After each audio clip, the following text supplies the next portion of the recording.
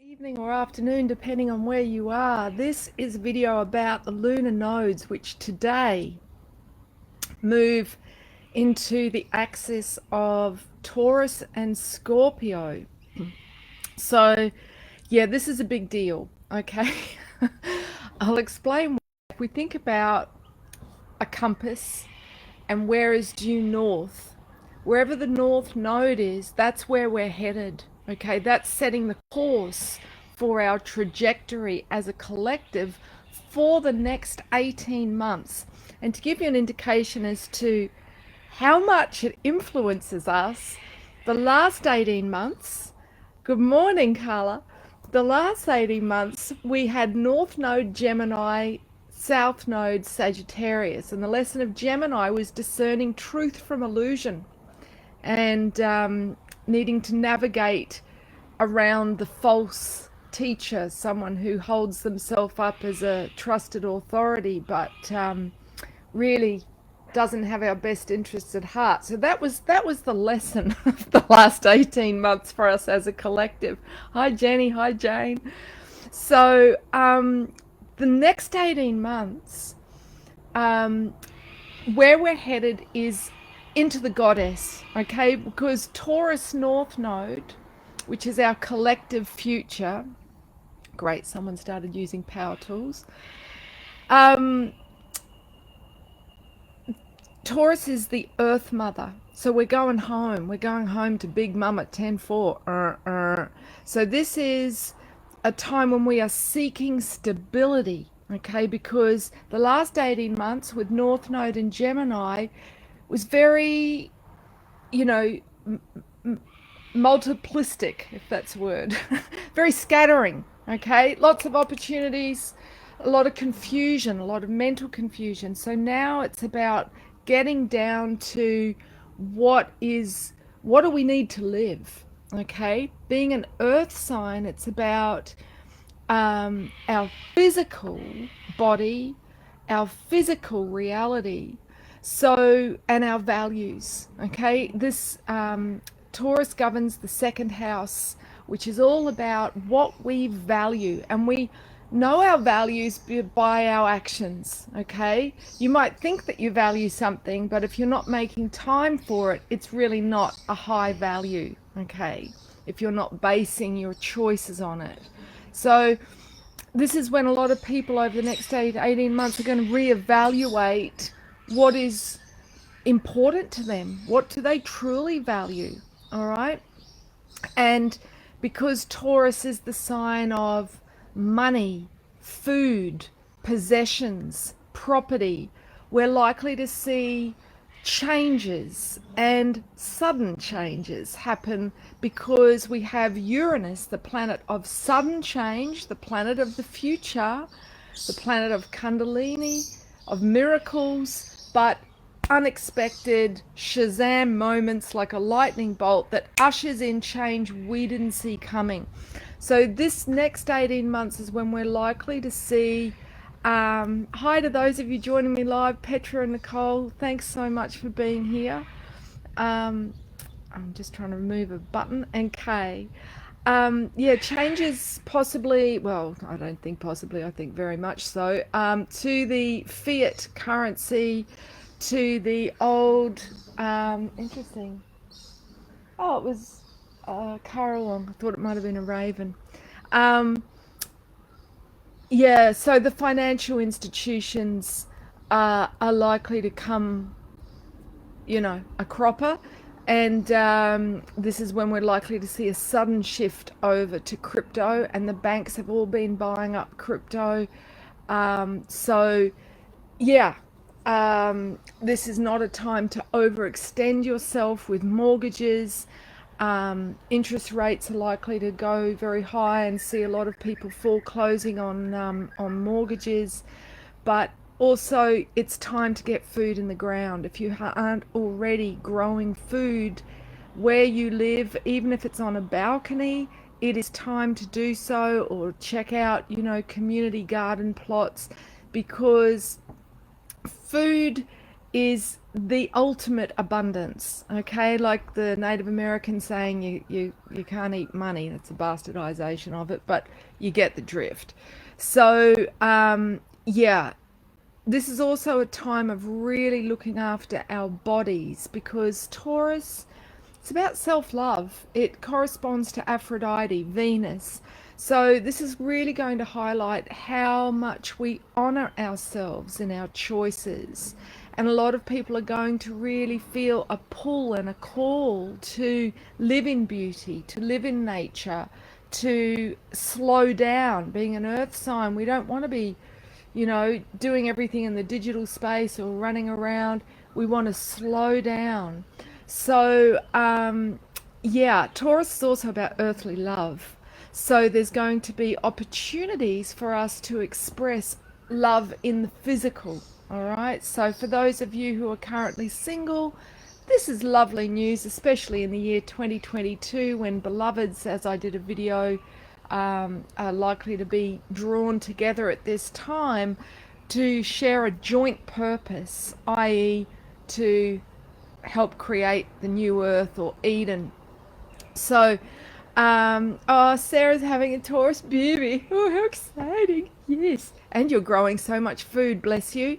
I met a brother yesterday who is growing food so that there will be a surplus for those that are vulnerable in the community, like the elderly. So, if you're feeling called to grow a surplus, now is the time. Many years ago, I did a reading for a woman, and I was shown, that there would be global interruptions to global food distribution, and that the women in the red tents would intuitively get guidance, right, this is what we need to do now, and ready their communities to prepare. So this is a call out. It's time to prepare, not to go into hysteria, not to be buying up toilet paper. Yeah, that's hysteria is what the mainstream media creates. This is a time to just look at, how can I be responsible for creating my own stability? Okay, and that might be not being dependent on the system. All right, so that, with all the toing and froing of imposed regulations over the last 18 months, when the North Node was in Gemini, you might be like, whoa, I don't want someone else calling the shots on what I do when. I want to be accountable for myself and stable. So Taurus, it helps us to birth, okay, into physical form, to manifest a life that we're living we're walking in love and beauty. So this is when we're going to see the divine feminine really rise within the world's soul. We're going to see people coming back to love from power, because the South Node is in Scorpio, okay, for the next 18 months. And believe me, I know this axis intimately, because I personally in my birth chart have Taurus rising opposite my sun, and 5 planets in total in Scorpio. So I've been working this axis my whole life. And Scorpio South Node is our collective past, which is our past lives and our past experience in this lifetime. And Scorpio is about right use of power. Okay, so we're coming out of abuses of power struggles, all right, of power being withheld from the people. So now, because Scorpio is the sign of detoxification, of purification, all right, we're going to see all the covert secrets, everything that's been hidden and corroding the stable foundations. We're going to see the abuses of power coming out. We're going to see particularly around sex, okay, so the pedophilia rings and those that are involved will be exposed, because Scorpio rules blood, sex and death, 3 taboos. So you might in your personal life find that you are done with people that aren't able to share power. Okay, what do I mean by that? People that try to exert control over others because they're fearful. Okay, they're not truly empowered. They don't have inner power. When we have inner power, we don't need to control others. It's only a very disempowered person that needs to do that. So, there's a beautiful quote which was, given to Jimi Hendrix, but it's not his quote, but it's when we overcome a love of power, no, when the power of love overcomes the love of power, then will the world find peace. It's in my Grail book, and I can't for the life of me right now remember who originally said it, but it wasn't Jimi Hendrix. But that's where we're headed for this 18 months. We're moving from power to love, which is from the solar plexus into the heart. So if you haven't already seen the video I did, Shift into the Light, which is on my YouTube channel, The Moon Woman. Oh dear, I'm nearly out of battery. Come with me, folks. You're coming into my bedroom. Otherwise, I might lose you, and I don't want to lose you. Okay, hang on. Darn it. Didn't think that through, did I? So anyway, yeah, blood, sex, and death. I've done a video series on those because they're the three taboos. They're the three initiations that we inevitably have in life, and experiences of blood, sex, and death take our psyche down to the underworld. So in our modern culture, we haven't had initiation into the Grail, which is what the Magdalens in the ancient world would initiate both men and women into, so that oh God, my cord is by the bed. All right, give me 2 minutes. Sorry, folks. Ever professional.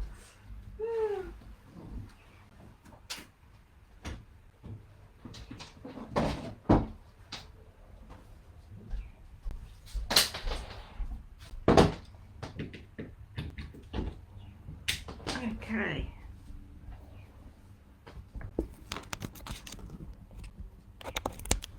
All right, I'm plugged in. Sorry about that. Okay, so, ooh la la. So, oh, you can see the Grail behind me there, that beautiful image by Amaria Dreamseed, which is a beautiful work of art that was gifted to me moments after I finished the manuscript of my Grail book. You gotta love synchronicity. And a bit of exciting news, I have just sent the book off to be formatted, so I'm hoping to bring the launch date forward to the 2nd of the 2nd so that we can have hard copies here for the official launch on the 22nd of the 2nd. So for those of you that have pre-ordered, you'll get an invite to the online launch party. You can still pre-order. It's available on Amazon, but there's a link on my homepage, themoonwoman.com, if you want to pre-order a Kindle version, but the paperback will be available on the 2nd of the 2nd, so I'll update Amazon. Anywho, oh bless you, Jenny, thanks. Yeah. So Scorpio's about death. So we're going to go through not the end of the world, but the end of the world as we knew it, to quote REM. So we're going to go through a huge psycho-emotional, spiritual death and rebirth, all right? Scorpio is at its lowest expression, the Scorpion, where it's tit for tat, eye for an eye kind of level of vigilante justice. Then when it goes through the second stage, it becomes the serpent. It awakens its serpent of light, its kundalini, and it does that by embodying positive Taurus, going down deep into the earth to connect with the bioelectricity of the Earth Mother, of her kundalini. And in awakening that, the consciousness rises and we become the magi, the sacred magician, someone who creates inner alchemy, transmuting the shadow, all that was dense, all that was unhealed, low frequencies, into becoming the crystalline human, all right? Someone who's not dense and black and dull like a piece of coal, but like the diamond soul blueprint that we've come here to embody. So at the final stage, the scorpion is the eagle, which in the Native American tradition is the symbol for spirit, one who can see things from a bird's eye perspective with great detail. So we're going to go through incredible transformation over the next 18 months starting today. So if situations come up suddenly to end, or maybe it's been on a slow boil, but it's time to end, don't hold on. Let go, let go, let go. You know, if there was one word you took away from this video, it would be surrender. So, because, you know, whether it's finding the right place to live or your partner or whatever, universe has access to big picture. We don't, from our, you know, myopic ego 10% rational mind viewpoint. So keep handing it over, because the benevolent universe knows better than we do what we need and what is in our highest interest for our, you know, growth, healing and empowerment. So this is about surrender, surrender, surrender. So you know, we're definitely on track to receive the solar event this year, which I spoke about in the video presentation, Shift into the Light, again on my YouTube and Rumble channel, themoonwoman.com, which I anticipate will come on the 6th of the 6th this year, which adds up to 666. But you know, don't hold me to a date. It's, you literally can't ever predict on the date, but you know, we're definitely going to get that shift this year that takes the collective from the solar plexus into the heart. So we might see the old guard give its last gasp for power. You know how in Hollywood movies, right before the end of the film, they have the big duel, the big showdown? We're likely to have that this year. So know that if things escalate in terms of abuses of power, power struggles on the world stage, it's a sign that we are infinitesimally close to the shift. So just hold the light and give thanks for all the support from our stellar neighbors, from the great central sun, Alcyon, that we are about to go through into a higher frequency if we don't get hooked into fear, all right, which is what keeps one oscillating and resonating with a very dense low vibration. So do what you can to transmute your own gunk. Personally, I find emotional freedom technique just really shifts you know, big dense emotional charge like nothing else. You know, you can see on YouTube free demonstrations of where to tapping along the meridian of your you know, your central nervous system to you know, what do you call it, discharge the emotional charge that's within your energy body. So yeah, so that's pretty much it. But yeah, we're headed in for big times, all right?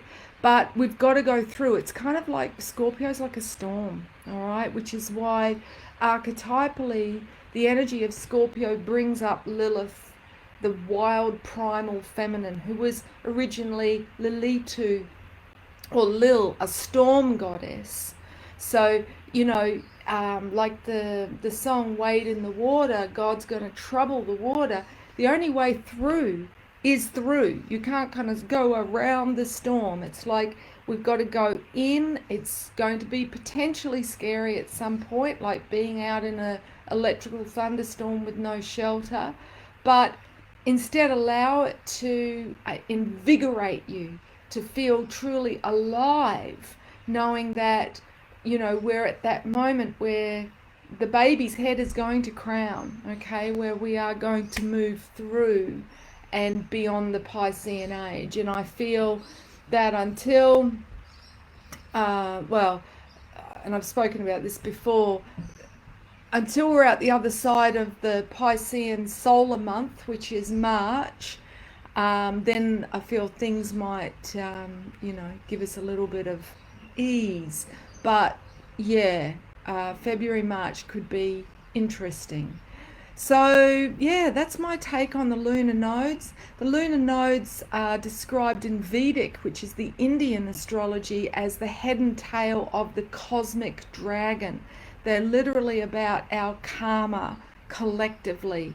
So, the North Node in Taurus is where we're headed, back to Mama, back to the earth, back to living in harmony and connection with the earth, understanding her cycles, understanding what it is to be a cyclic sentient being and honoring our cyclic way of being, rather than expecting ourselves to be like a machine and just push through working 24/7 as you may have done the last 18 months when we had Gemini North Node, and Gemini is very much about the digital realm. So now it's time to defrag and grow food, immerse yourself in natural beauty, take good care of your bodies, and really acknowledge what you've outgrown in your life and let it go. Because if you don't let it go preemptively, universe going to come in and remove it for you, kind of like, you know, Dorothy with the hurricane, or the tower card in the tarot, where you see a building being hit by lightning bolts and people jumping out of the windows. It's like, you know, if you've outgrown a situation, it's like, oh God, you may not want to go home, or when you think about that person you're in relationship with, you have a sinking feeling.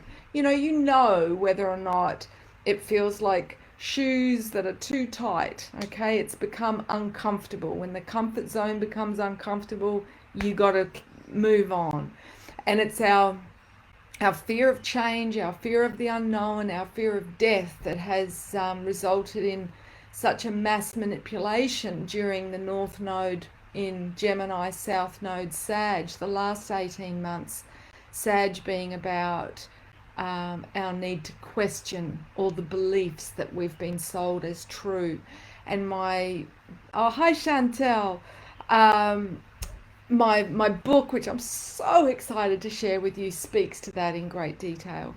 So yes, Jody, it is time for an Earth reboot, not the Great Reset, unless you want a technocracy and be completely dehumanized. But that's not where we're headed. We're headed to Eden, and that's what this next 18 months is definitely going to steward us towards. So I just encourage you to follow your heart. Your heart will bring you home, and to listen to your body, okay? Because our body, it flags us. To quote Helen Noontil, it's the barometer of the soul. So really show up for your body and honor the wisdom of your body consciousness, because it's going to really show you what you need, okay? Maybe not what you want, because Taurus, it's the second sign of the zodiac, so it's still young. It's very young, and we can get caught up in our desires, okay?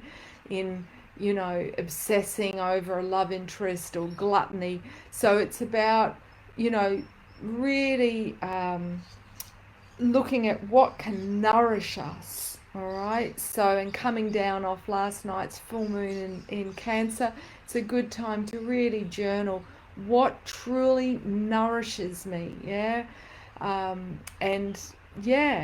beauty is something which nourishes the soul. And in a 3D patriarchal world, beauty is not a high value for the system. And as a result, we become very soul sick. It's said, if you want to heal your eyes, look upon beauty. So look at how you can be an agent of Venus in the world, how you can see the world through the eyes of love. If you see someone and you think they look wonderful, tell them. Appreciate beauty wherever you go. Think about how you can beautify the world through, the old bumper sticker, random acts of kindness and senseless beauty. It's time for that with horns on. So, I hope that you found this insightful and helpful. Thanks for bearing with me with my tech blunders there. And thanks so much for, Chantel, you were dreaming about this last night. Yeah, bang on, bang on. So, Off to Eden.